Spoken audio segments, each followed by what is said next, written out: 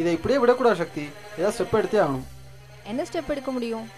திடீர்னு செக்யூரிட்டி அலாம் அடிச்சிருக்கு. சக்தி தவிர ஆஃபீஸ்லேயும் வேறு யாரும் இல்லையே.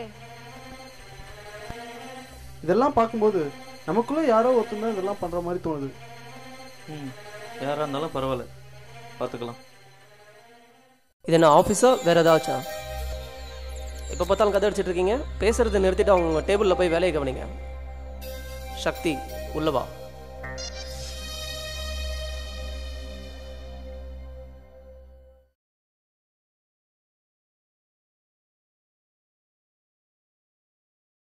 என்ன சக்தி இப்படி ஒரு முக்கியமான ப்ராஜெக்டை கையில் வச்சுட்டு கதை அடிச்சிட்டு இருக்கீங்க? I have heavy pressure from the management. I would like you to finish this project before this weekend. Okay, sure. I would like to meet you this Saturday. Yeah. You may leave now.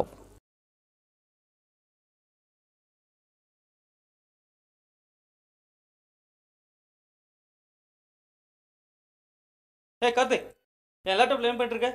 எத்தனை தடவை சொல்கிறது உனக்கு புரியாதுன்னு? போ, உன் டேபிளில் போய்ட்டு உன் வேலையை மட்டும் பாரு. தேவையில்லாமல் இதை தலையிடாது.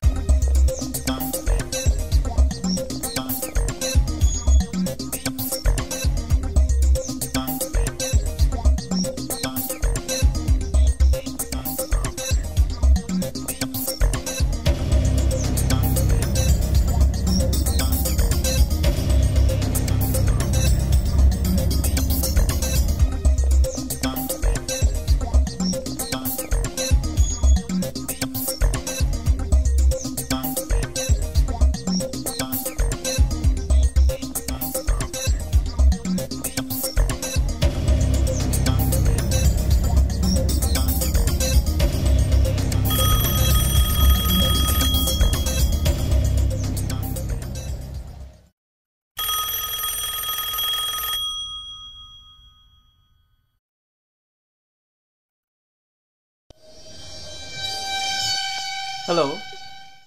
Yeah, coming.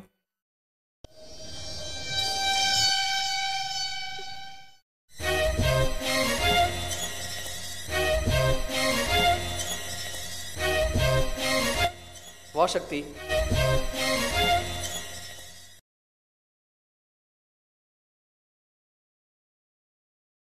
ப்ராஜெக்ட் முடிஞ்சிருச்சா?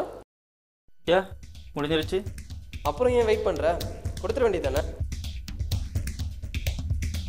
இந்த blank செக் எவ்வளோ அமௌண்ட் வேணால் ஃபில்அப் பண்ணிக்கோ. என்ன சொல்கிறீங்க?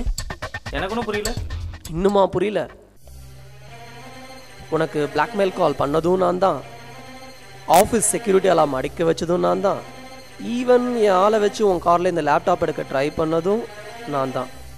இந்த எல்லா அட்டம்ப்ட்டுமே ஃபெயில் ஆனதுனால இன்றைக்கி ஒன்று ஆஃபீஸ்க்கு வர வச்சு டைரக்ட் டீலிங் பண்ணலான்னு முடிவு பண்ணிட்டேன். என்ன சொல்கிறேன்? ஆனால் ஏன்? இந்த ப்ராஜெக்ட் நான் மேனேஜ்மெண்ட் கொடுத்தேன்னா எனக்கு வெறும் பேர் தான் கிடைக்கும். ஆனால் இதே நான் பிளாக் மார்க்கெட்டில் விற்றேன்னா நான் எதிர்பார்க்குற அளவு எனக்கு பணம் கிடைக்கும். எனக்கு பணம் தான் முக்கியம். எனக்கு அந்த ப்ராஜெக்ட் கொடுத்துறேன். என்னால் ப்ராஜெக்ட்லாம் கொடுக்க முடியாது. எனக்கு பேர் தான் முக்கியம், எனக்கு பணம் முக்கியம் இல்லை.